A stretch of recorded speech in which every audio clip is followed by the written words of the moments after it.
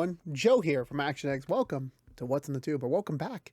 It's your 6th Matlock episode review. Hope you're doing well. Hope you're staying safe out there in the big old world. If you're wondering why I'm holding my mic again, even though my voice has kind of finally got back to normal, well, the thing about that is that my couch has been moved, so I don't have, I should really get a mic stand, but even the table I have over here is like not even, probably won't stay here forever, so I don't want to invest in anything that will be deemed unusable in a few months. But yeah, no, here we are. This is the last episode of the first batch, let's call it. We're going on holiday break, so we will return in December. More about that later. But now that we're officially at the 6th episode mark, we're at the end of the first batch of episodes for Matlock.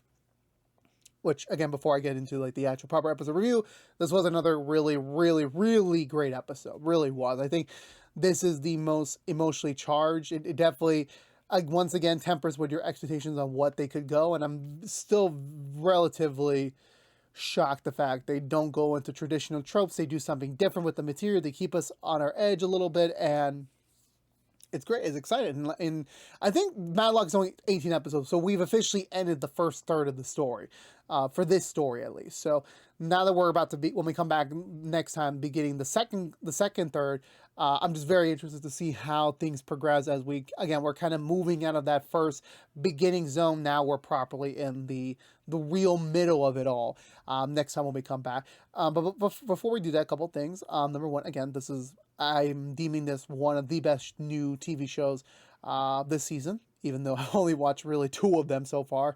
I am just not really, I don't have the bandwidth anymore to like really watch a lot, but from what I've been hearing, I'm not the only one that thinks that, of that sentiment. And, obviously we're going to have even more stuff coming out next year that I think will be relatively surprised, especially as we're, kind of picking it back up a little bit. We're still feeling it. It's not quite a full television season just quite yet, at least for me, considering the fact a good amount of my shows are not coming back till January, which again, we'll talk more about that in a later video, not today. And the second thing is that, like I said before last time, I wanted to be a little bit more enthusiastic because, again, my voice was still very much in the thrills of coming back fully. Actually, what's ironic is that after that episode review, like the next day, I kind of felt normal-ish, and I'm like, damn, where was that? Where was that energy? Like literally not that long ago. But no.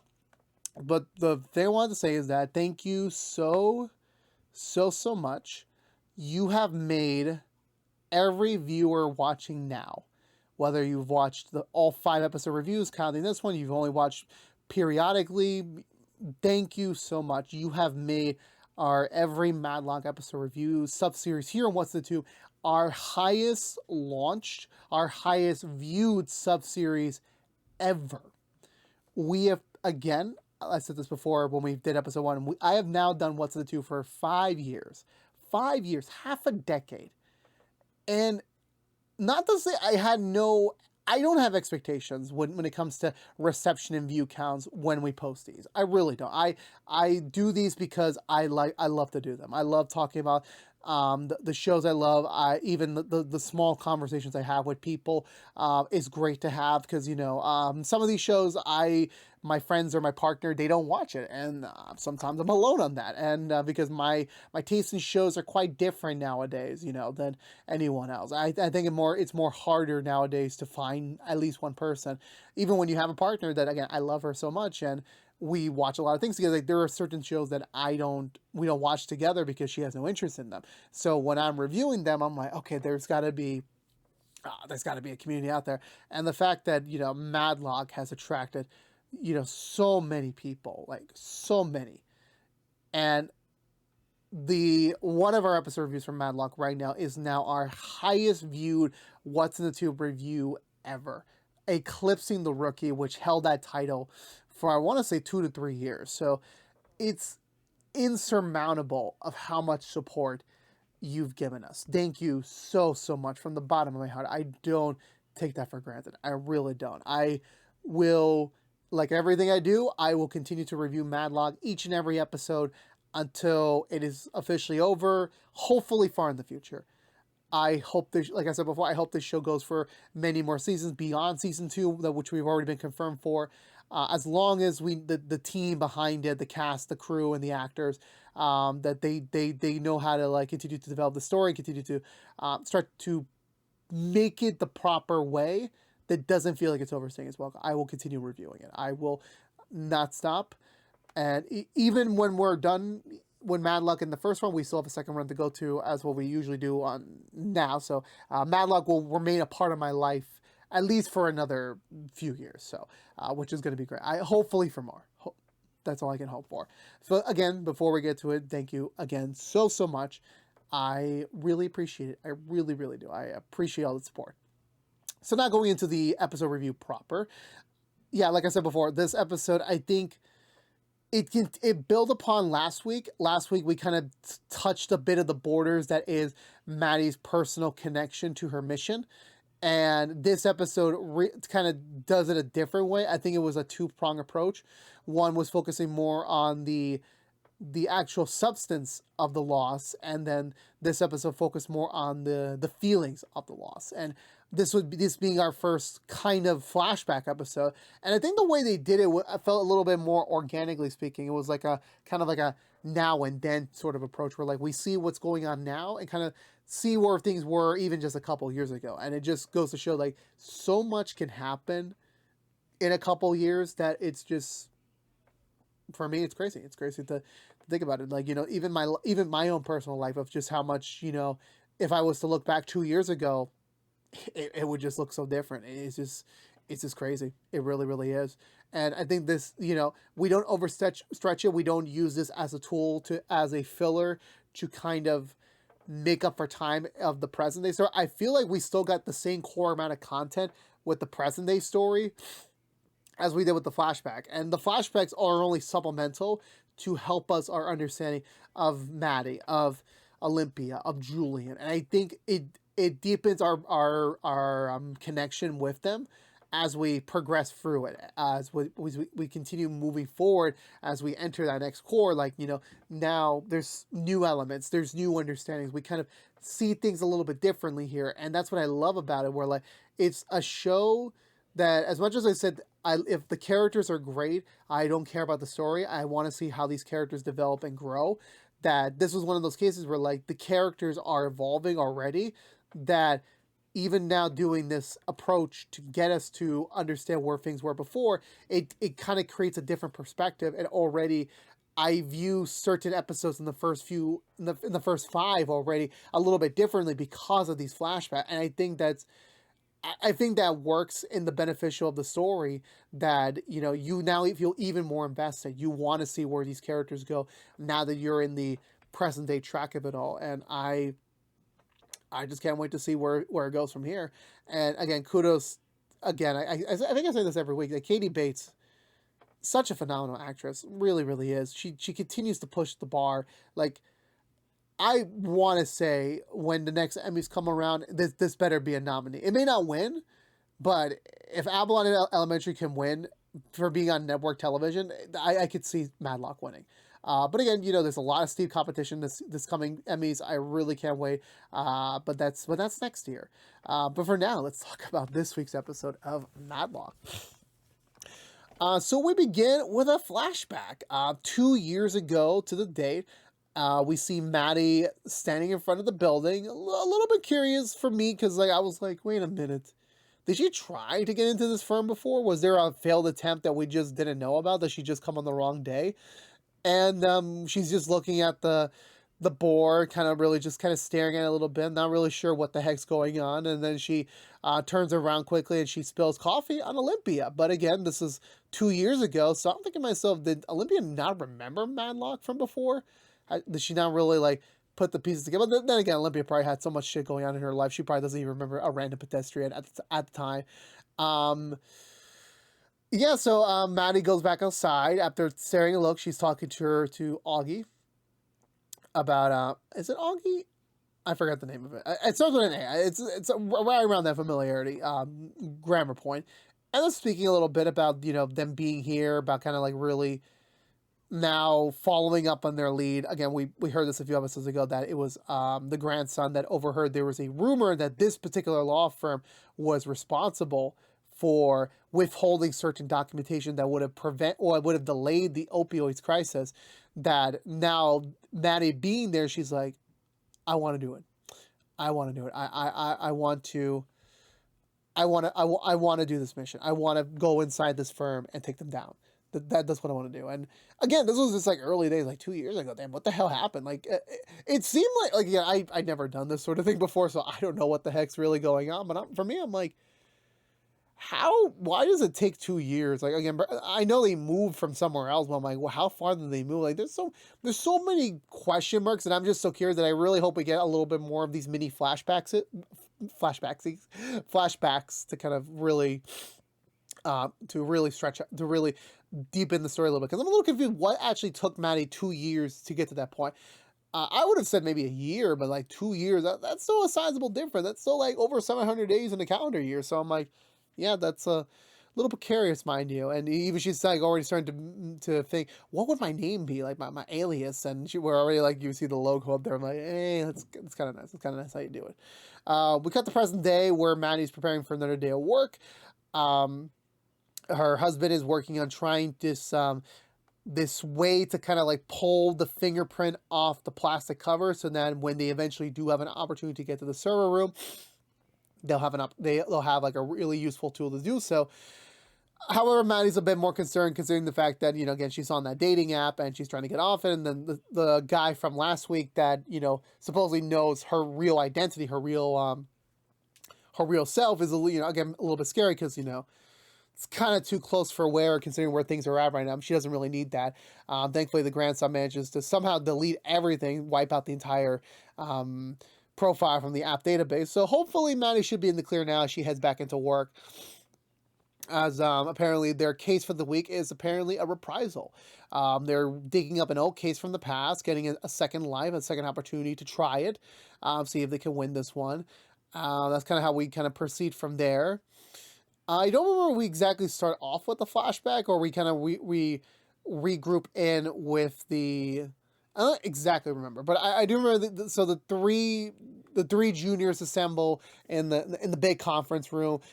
There's still apparently there's been more progress with Billy actually deciding to propose to his girlfriend, but you know the conversation of prenups come about. So there's a bit of, you know, it's a bit of a hot button issue right now about it between the three of them, so it's actually pretty nice to see the bonding continuing. Also, Maddie's really excited for this case because, again, this is her first pharma case. So definitely this could be a really big step if she makes a good impression on Julian, for her to move over to the pharma side of things. So hopefully this can definitely be a good opportunity, as well as, you know, personally being another step closer to getting access to the documentation that she might need to take them down.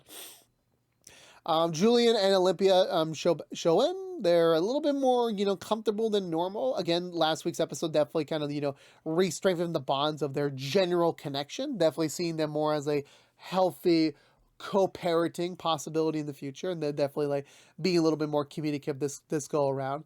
They kind of bring them up to speed that this is a very sensitive case, that the facts are that there was the couple that is suing the baby formula company. It's funny because not apparently, that their infant died because they were giving them the formula in liquid form, and sadly the child passed away, and the parents were claiming that the baby formula was, you know, contaminated with, considering the fact that at least on their end there was nothing else that would indicate that there was anything else wrong with the child. And, you know, again, it's a very sensitive subject, especially for Maddie, considering the fact she actually lost a kid of her own. So definitely they're totally okay if Maddie decides to pull away from this assignment, but she's like, nope, I need this. This definitely seems like to be a good case to delve into, so I need to do this. So Sarah and Billy are tasked to contact the FDA, see what they can get on the reports. Maddie's going to go assist them with the actual client relationship, which this is where we get the first flashback. Again, a now versus then, where they meet up with the clients again. They're a little bit more older now, obviously, of course. Apparently, they're expecting a new child within the next few months. And, you know, as much as they're, you know, ready to get the ball going on a new opportunity to start a family, they definitely cannot forget about, you know, this incident. And they're at least willing to get back in there. They're willing to do it. But again, there's a little traversity considering the fact they've done a lot of, it's been 2 years. So it's, obviously you can't forget about the past, but at the same time, you can't really wallow in the past. You kind of have to keep going. And then we get our first flashback to 2 years ago where they're first meeting up with them, and they're a little hesitant on them because, it's a very tristy case. They don't believe they're actually doing it for the right reasons. Olympia being a little bit more different. Same with Julian. They're very different people than now. So kudos to the actors for actually differentiating their past versions to their now versions. And yeah, it seems like, these two are also on the culps of divorce. They haven't announced it yet, but they're really kind of inching there. Julian is just not as reciprocal to Olympia as Olympia is to him at times. And it's just a lot of disagreements between them, but the clients do agree to take them on as their lawyers, and that's kind of where things kind of go from there. Meanwhile, back in the present day, they decide to talk about it seriously if they really want to get back into this with this case, bring up those old feelings. The three of them split up. Maddie gets a call. Maddie has to call her husband. Apparently, she got an email from the guy from the dating app, apparently saying that, oh, I know where you work. I know you work like a block away from me. I think we should try to meet up for lunch or something. And Maddie's scared because, again, this is not what she needs right now. This is not really what she needs to be dealing with right now. She's so close. She's getting closer to the ball. This is just an obstacle.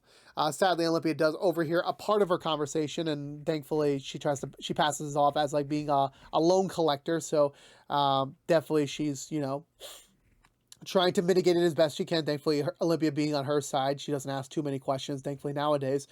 So they reconvene back. Apparently, they have agreed to take the case back on again, and now it's back to digging, back to the factory again. And there's a little bit again when we get back to that factory, we get the flashback, a little bit more of a longer one where we kind of see the beginnings of Olympia and Julian's kind of like fighting between them even when they're on the job, where they're trying to get questioning from all the foremans, and the manager of the place is very much not with this. He views this as a delay of their time, but however he has no choice. He's like, okay, fine, whatever, go do what you gotta do, just make it quick. Julian goes, lines them up, trying to like explain them what's going on, while Olympia kind of notices this one other foreman who kind of like breaks away from them and just steps out for a smoke. They bond a little bit over their experiences being parents and everything. She even asked him a few questions, but he's a little bit hesitant on everything, considering the fact that he's scared of retaliation. Which, even though there is workplace retaliation laws that prevent that, there is still there's other opportunities that they can do to get away from it all. So definitely he's a little bit scared about that front. Only bringing up the fact there was one incident where one of the pipes burst during the sealing process that he had to go hold into place for a few minutes before it eventually got fixed. So definitely that'll come back into play later. And then we come back to present day, where now Olympia and him are a little bit more buddy-buddies. Whether or not they stayed in touch or not, it's a bit of a different story. And they're like looking around. It's been some improvements. The original shitty manager has been let go from the company, so it's a new one. So definitely conditions are better, but however, they still need to think back all the way back then. And even that's when they realized the piping that was mentioned before was changed over from stainless steel to a copper now. So now that they notice the difference after the trial, now definitely it's a little bit cause for concern. Like, why did he eventually do this? Well, what was the reason for this?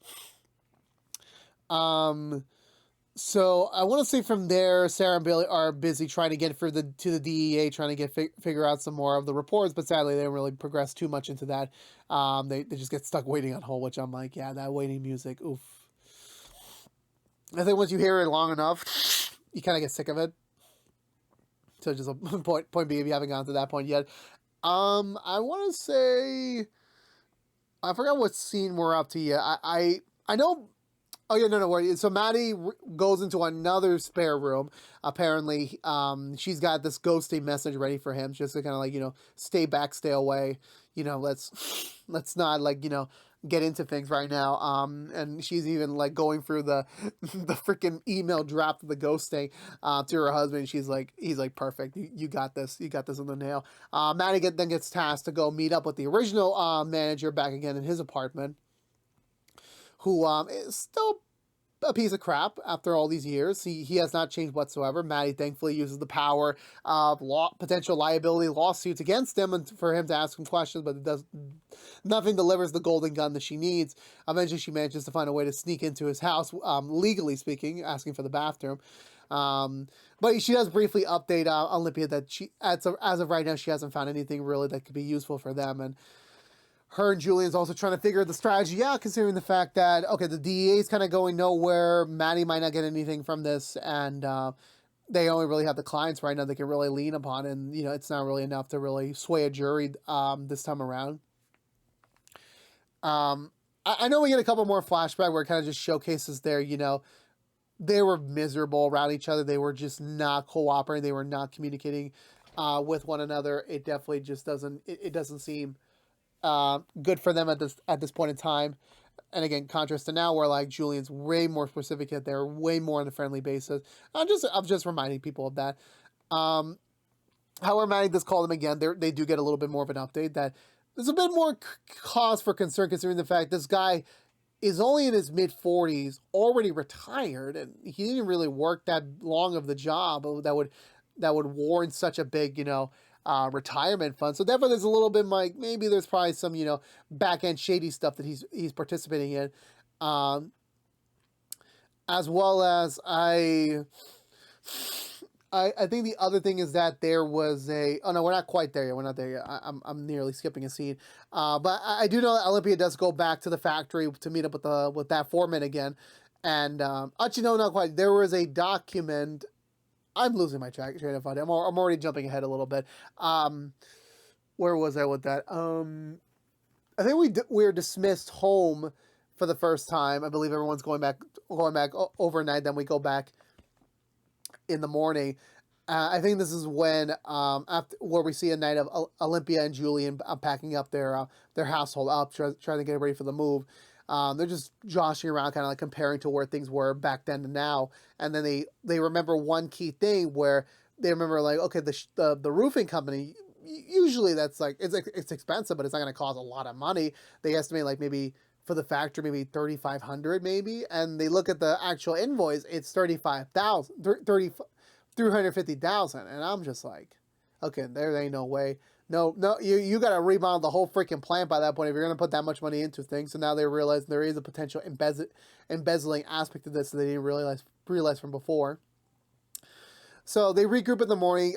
This is when Olympia meets up with the foreman again. Lets him know that like, okay, this is the money that was supposed to be spent on the roof. This is how the money was. And that's when he realized, oh, okay, I see how it is. So Olympia gets a little assistance to go on the roof. She finds a lot of mold up there. So the presumption is when the ceiling caved in that some of the mold must have got into the factory, which definitely probably contaminated some of the actual formula samples. So definitely that could be a potential, the contamination bullet that they need. So they go get Billy and Sarah to go handle that to get the evidence that they need to prove that. Meanwhile, Maddie also heads over to start to work. However, she runs into the actual guy from the dating app. But it's not what you quite think. You assume this is just like one of Maddie's maybe like long lost lovers that, you know, still happens to have a thing for her. But actually, no. Apparently, it's just the father of one of her daughter's friends that also was using. And, you know, he felt like, you know, like right now with everything going on, like, oh, what's the small world? Like, you're in New York now, you know, you work nearby from me. And he even like gets a little sympathy where he mentions to her that, well, my son, I think he relapsed again and I haven't heard from him in weeks. So they take a moment aside to talk about it a little bit. He also gives her a picture of her daughter and like an undeveloped picture before from the past. And definitely he felt like this would be an opportunity to give Maddie the photo, which again makes her tear up a little bit since, you know, it's, when you're seeing a loved one in a new light, in a new photo, it just makes the emotions coming because they're not there anymore. And definitely, you know, he's just worried considering the fact that he's now in a position where like he doesn't know where his son is. He really doesn't know. Like he doesn't really know what the heck's going on with that in that aspect of it. And Maddie's trying to help him, but at the same time, she's also trying to accelerate the clock because she doesn't want anyone to see her with him because then people will be asking questions. We're back upstairs. They meet up back with at least one of the clients. Apparently, the the client that was meant to testify in the case sadly cannot anymore because her doctor issued her bed rest and to keep her heart from elevating. So now she has to go up and do the actual testimony, which is not quite what they were thinking. But again, you know, it's better than nothing. So they start prepping her, start trying to get her ready for the mock questions that they'll be asking her, and it doesn't really go so well considering the fact I think of her and her partner, she definitely is the more aggressive in terms of like she's doesn't want to address these questions. She really doesn't. She understands why she has to, but like she's with this opportunity of like not being held into the court aspect of things, that she's able to be a little bit more flexible on this. She's able to be a little bit more loose on this matter. And then that's when we get the text in from Sarah that the test came back in. Sadly, the contaminated material does not match with the mold that Olympia found. So sadly, it is not. That was not the reason why the product potentially got contaminated. Then I want to say Olympia also takes a step away, heads all the way downstairs for some reason. Instead of going to the corner of that the smoking crying corner, she goes all the way downstairs to see Maddie in the middle of, you know, with the man, and she has no choice but to like be rude and like she was in the middle of like giving him like support, giving him like ideas to go find him on his own, but she's like, okay, no, I have to go. I'm sorry, you know, don't talk to me again. Please never find me again. And I'm just like, damn, this guy's probably so freaking lost right now. He says, what the hell did I do? And Maddie tries to pass it along as a physical loan collector, and she definitely flips the subject over to Olympia now, trying to see, you know, what's up with her. And when they go back to her office, she does admit that, like, yeah, she's trying not to be the same person from the original case 2 years ago. She's trying not to be, but at the same time, the only way that they can legitimately win this case is by re-accessing that time period, replaying those events, which it sucks to kind of have to when you're in that situation, because you want to move on from it. Obviously, you have to accept it as it's part of your life now, but at the same time, you just want to move on. You want to be able to take the necessary steps, then make new memories, you know, make the forward adjustments to it. And she's having that difficulty to do so because she doesn't want to put her through that, but that's what's really needed to win this case. And then eventually Maddie does bring up the whole pipe issue of like, well, wait a minute. The foreman said he had to lift it. Was he wearing gloves? So eventually, first thing, we head back to the courtroom. We're finally at the court day. And the first witness is the parent, the one who volunteered to testify. I will give this scene credibility, you know, this not being a Katie Bates scene. This is with the actress, the guest star of the week, and Olympia. Just how well done this was, where she expressed the trauma of it, where like it's memory, but it's also trauma. The fact she knew how many steps it took for her to like get into the room to the crib.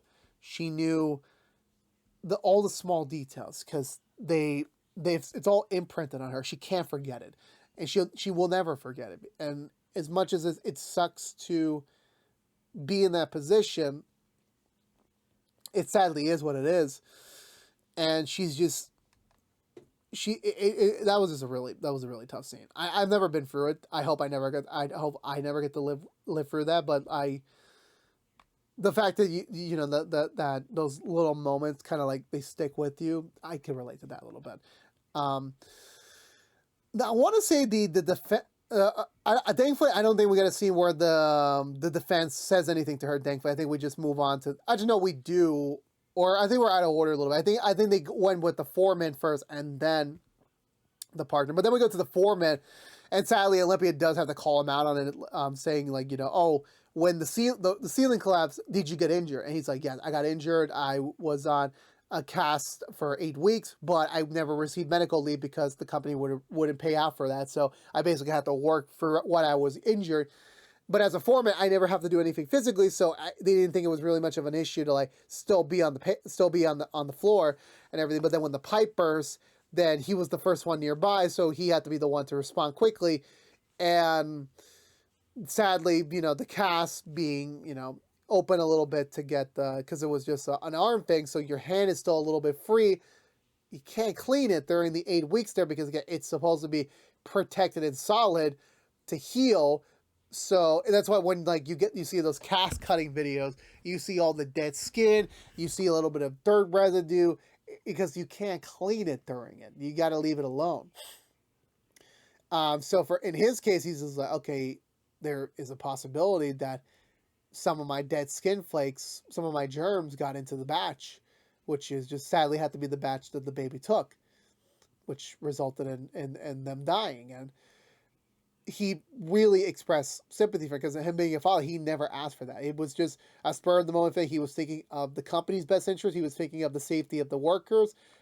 And I'm pretty sure he wasn't even thinking about the potential clients that would be buying this product or even like the effects of it. And, you know, again, when this happens, you can't really think of safety. You kind of have to, you're thinking of action, which again, there's probably gonna be some people that say like, well, no, you should still be safety first and then action. But like in some cases, everything's different. It just, this happened to be one of the worst cases that it led to this possible. And, and then the sad thing, the defense tried to tear him apart, try to like, you know, destroy his credibility, which I'm just like, oh, fuck you guys. Like, y'all know what you did. Like, at least own up to it. Okay, you know what? If you had just implemented the right people, the right protocol, you would never even be in this position.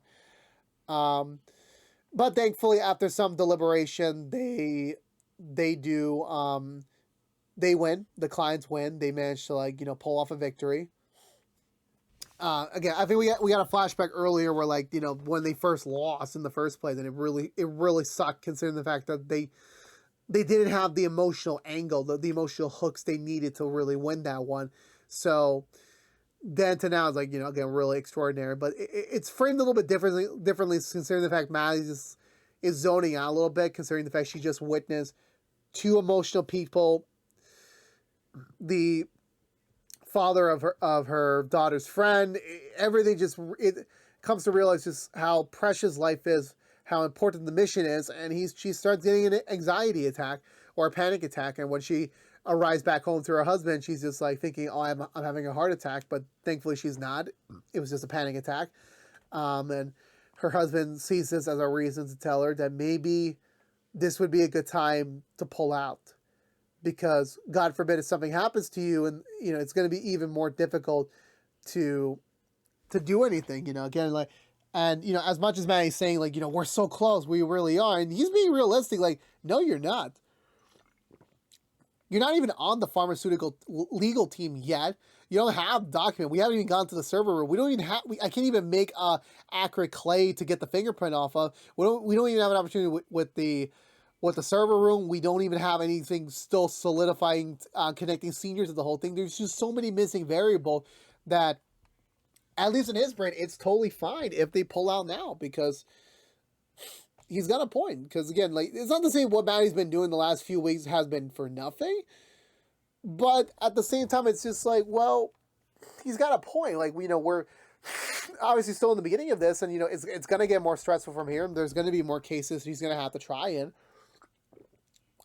There's just so many more things that could happen that, you know, the next panic attack could be a heart attack, and you know, they can't be stopped. And as much as Maddie does briefly think about that prospect, she does pull out the picture again that she was given to him, making him understand this is what we're fighting for. This is what we need to do to avenge our daughter, to make sure that, you know, the people that put her in that position is never able to like be in that position of power again. And even though he does briefly see what she's talking about, he's also thinking about her health. He's also thinking about the responsibilities they have to be grandparents, you know, parental figures to their grandson. He still needs them. And, you know, if Maddie was to get another heart attack and she sadly goes, like, he doesn't think he's able to do it. So definitely it's left open-ended on that conversation, whether or not Maddie's gonna depart or not from the firm for the safety of her health. Back at Olympia and Julian's house, they're wrapping up the closing. They're just getting everything packed up a little bit. They're just ready to kind of get going. They find Olympia's the dress she wore when they lost the case the first time, and you know, it's weird to kind of look back on it. And some things lead to another, and they kiss, and then they have sex, and I'm just like, damn, that's funny. I think they firmly signed the divorce papers, and I'm just like, damn. What an interesting turn of events. We're not gonna get like any scene with that in the aftermath. We just got to the next morning where like they're on the euphoria of like the after sex high. You know, this I think the first time they've been with each other in a couple years, so it just feels for them like, you know, like they're on top of the world. They're back in the honeymoon stage, basically saying pet names, saying like, you know, close things, and I'm just like, damn, that was this. That was an overnight change, and it's that's to the contrary when like we get to the other elevator and Maddie's just like depressed. She's just like stern. She's just like considering quitting everything, and they just all interject in the main lobby and they talk to one another. And Maddie's kind of getting ready to, you know, give her goodbye speech for her health. But however, Julian does give her the opportunity that she's been waiting for to join the pharma team officially.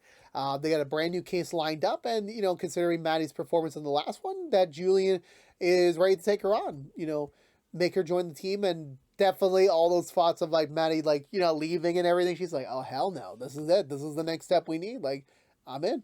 I'm ready to go. And I'm just like, hell yeah. But again, little worriness considering the fact, again, like, how much more can she handle of this? I don't know. Because that was it for this week's episode of Matlock. I think this was an amazing episode. I really did. I commend Katie Bates for going further with her acting chops. The flashbacks between Olympia and Julian made me realize more about them. It kind of paints Olympia in a different light though, because again, when we started episode 1, I viewed more Olympia as like kind of like not like an antagonist, but more like a very fierce obstacle between her and Matlock. And the fact that we're already 6 episodes in and they're allies, they kind of get each other a little bit. It's weird, but it works. Like, there is a different side to her. There's a different component. There's a different layer to her. And to get to the point where, like, you know, to the flashback where, like, it's different, but at the same time, it wasn't on purpose. Definitely there is something there to be realized, but like Olympia wasn't that mean. She definitely was like more forwarded on like what she wanted to do for the cases, but I wouldn't say she was a mean person. And, you know, so the context, even Julian, I'll be honest with you, as much as I like the actor, as much as I like the character now, he was an asshole back then. It's pettiness. It's just, you know, their personal lives kind of getting into the workplace, and whether or not that was a real component for their downfall the last time, that's still up in the air. But like, I'm just like, damn, I could not support Julian. I really could not. Like, again, communication is key. Who knows how far this was like, you know, simmering for. Because again, by the time we got to it, like, yeah, I did not like how Julian was acting the whole thing. Neither did Olympia too. They just didn't handle this correctly. But all in all, like, you know, again, seeing the parallels between where they were and now, like, again, sometimes separation and like, you know, is what you need. And sometimes it's a lot more than that, but at least in their case, it was able to, you know, kind of, you know, firmly go to a different place. I will also give them credentials for, like, again, like I said before, not going the traditional route of like, it's a former lover of Maddie's from like decades ago, like ready to come back into her life, you know, trying to play that coy. No, it's something else. And, you know, it's another mystery, you know, about this. I don't think it's going to do anything major for the thing. Maybe we'll come back to that maybe like in a few episodes from now, but like just to see of just how important this is to finish this mission, to finish this matter. It's important to Maddie, and, you know, seeing him wasn't what she was expecting, and definitely it was the thing she needed to, like, yeah, I need to continue. I really do, regardless of whatever happens, which again, hope to God nothing happens, but you never know. There's still 12 episodes left. They got a lot more to, like, you know, keep us on edge about. But again, I think this episode was amazing. I think it's one of the best ones so far, and I'm really sad we're on break. I'm really am, and, you know, that by the time we come back, it's going to be Christmas season. We got a lot of snow episodes coming up. I don't know how many we're getting in December. I know we're getting one on the 7th. Actually, not the 7th. We're getting one on the 5th. And I'm not sure how long they're going to before, because after that we take another sizable break till the end of January. They already announced the mid-season return, which will be at the end of January. So once we finish up Matlock for the year, we got a little bit of waiting to do. But, you know, my always saying is, like, wait a little bit in January, get a lot more in the spring. But with that being said, I'm giving this episode 2 thumbs up. Let me know down below what you think of this week's episode of Matlock. I would love to have a conversation with you about it. But I believe that's going to do it for me today, everyone. So if you're unaware, this has been What's the Two from ActionX, reviewing every episode in the first season of Matlock. If you want to know what we're doing normally at What's the Two besides our Matlock episode reviews, like I said before, we're going to be on break on the Matlock side of things for the next 2 weeks because they're on holiday break. We have no new episodes to review. Next week, at some point, we will be pulling another classic from the past. Well, a modern classic. We will be re-reviewing our our Perry Mason HBO. We're re-reviewing the first season, a definitive version. That will be out at some point next week. I haven't started the rewatch, but it's not that long, so stay tuned for that. And then the following week, you will get a brand new After the Theater movie review, which will be for Toy Story. But then after that, if you don't care about Matlock, we will be back in the first Thursday of December. So stay tuned. We will be back. We will be back. This is just one of the, we're at the first break. It sucks, but you know what? 2 weeks, it's going to go by fast. It's going to go by fast. But I'll see you guys then. But again, thank you so much for watching. Please subscribe if you haven't yet. Like, favorite, share if you want to. Ring that bell and follow us on social media. Enjoy your 2 weeks off. Enjoy your Thanksgiving if you're celebrating. Enjoy your time with your family. Trust me, again, spend time with your loved ones. Really, that's really important. But again, thank you so much for watching. Until next time, please stay safe out there. Be good to each other. And as always, peace out.